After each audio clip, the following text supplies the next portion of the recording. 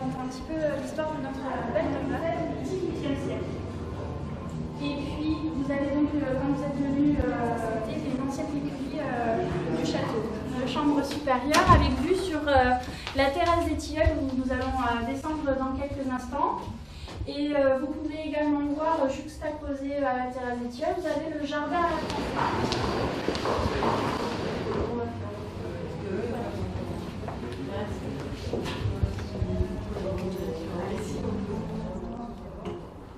Par ici, mesdames, messieurs, s'il vous plaît. Historique, on est tous sur de la modernité quand même.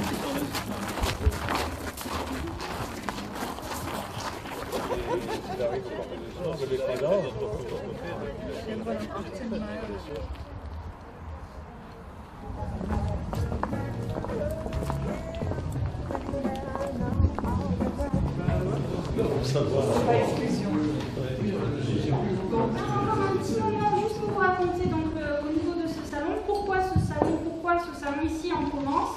Donc ce salon a été à l'initiative du marquis de Méronnet, qui était le propriétaire de la demeure à partir du XVIIIe siècle. Il a été réalisé à la seconde partie du XVIIIe siècle, durant le règne de Louis XVI. C'est pour ça que c'est le salon Louis XVI. Et donc en fait c'était le style parisien et il voulait reproduire en fait en Provence le style parisien. C'est le seul salon de ce style-là en Provence et dans la région PACA. En fait c'était sa volonté de pouvoir un petit peu, comment dire ça, frimer.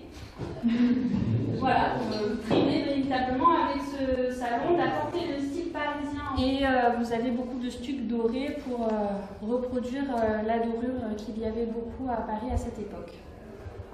Voilà. Donc vous êtes dans un salon du XVIIIe siècle, donc je vous laisse apprécier votre repas et puis toute l'équipe et M. Zanti vous souhaite un très bon déjeuner parmi nous. Je vous en prie. Juste pour information ici, donc nous parlons français, anglais, espagnol, arabe, chinois, par moi-même. Nous parlons russe aussi également et l'allemand pas encore assez, malheureusement. Mais s'il y a des professeurs, éventuellement, nous sommes preneurs.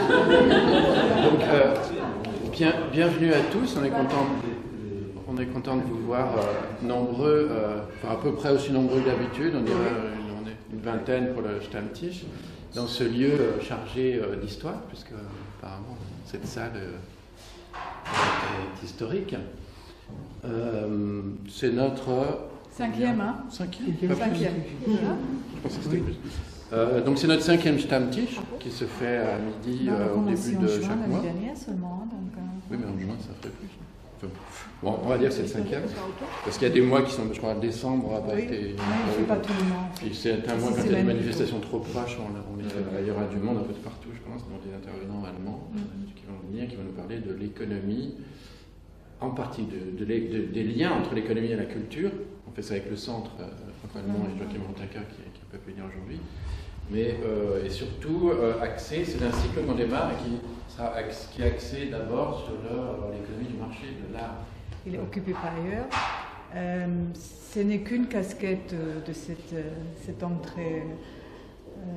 très chargé d'événements et de professions différentes. Notamment, il travaille pour tout ce qui est événementiel. Donc, il est à la tête d'une fédération qui travaille dans l'événementiel.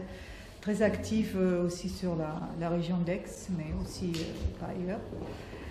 Et puis, on a déjà organisé en fait dans cette salle plusieurs manifestations, mais c'était toujours le soir. Alors, je suis très contente de le voir en journée, notamment aussi une assemblée générale, pas la dernière, pour l'économie et pour travailler à l'international, etc. Donc, c'est en partenariat avec l'UCAP, donc cette union des chambres de commerce et clubs d'affaires bilatéraux. Cette thématique a été évoquée. Donc, on va intervenir à ce niveau-là. Et il y aura aussi une présentation du club d'affaires lors d'une prochaine réunion d'un réseau, comité interréseau et la VARAP. Ça, normalement, c'est au mois de mai.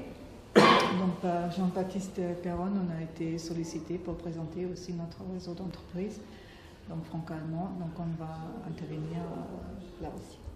Donc c'est juste pour vous dire que bon, il y a des choses qu'on organise nous-mêmes, mais on intervient aussi à d'autres manifestations, toujours dans le but effectivement d'étoffer les réseaux, de se faire connaître. Et puis c'est sympa aussi parce qu'il y a des gens aussi qui viennent vers nous pour qu'on intervienne. Donc quelquefois ça fait du bien de chercher aussi par certaines personnes et pas toujours travailler dans l'autre sens.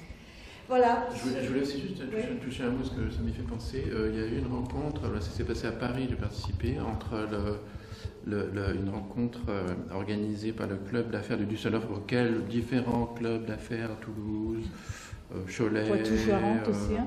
Düsseldorf, Poitou-Charentes, ont participé à Paris avec Emmanuel Macron, entre autres, et une rencontre avec le ministère de l'économie de Nordrhein-Westfalen et le ministère de l'économie français, qui s'est passé à Paris, la maison des aviateurs. Je ne sais même plus exactement comment ça s'appelle. Le cercle des aviateurs. Non, le cercle des aviateurs. Dans le 16e arrondissement. C'était une belle manifestation qui était intéressante puisque ça a fait parler entre autres du réseau des clubs d'affaires auprès du ministère, auprès du Land aussi, Nordrhein-Westfalen, etc. Et voilà, je trouve que c'était organisé surtout par René Galano-Bocage, qui est la présidente de Düsseldorf, qui s'est beaucoup investi dedans, et c'était une très bonne communication pour l'ensemble du réseau des clubs et pour montrer un peu leur importance, puisque c'est l'initiative de Düsseldorf qui a organisé en fait cette rencontre quasi ministérielle. En fait. Il y avait des gens intéressants, c'était un peu prestigieux, mais voilà, je trouvais que l'avantage c'était quand même de bien faire parler du rôle des clubs d'affaires franco-allemands en France, en Allemagne, et de leur implication dans les relations franco-allemandes dans les deux pays, en fait. Voilà. Bon repas, bon échanges. Et voilà, et puis on va peut-être un tour de table vite fait tout à l'heure. Oui. Là c'est prêt à ça, puisqu'on est un peu isolé. Là, c'est bien. Quelquefois, quand on est dans des restaurants, on n'a pas une salle pour nous, donc au niveau acoustique, et puis pour pas gêner les autres, c'est un peu embêtant. Mais là, on va faire un petit tour de table tout à l'heure. Voilà. Bon appétit. Merci.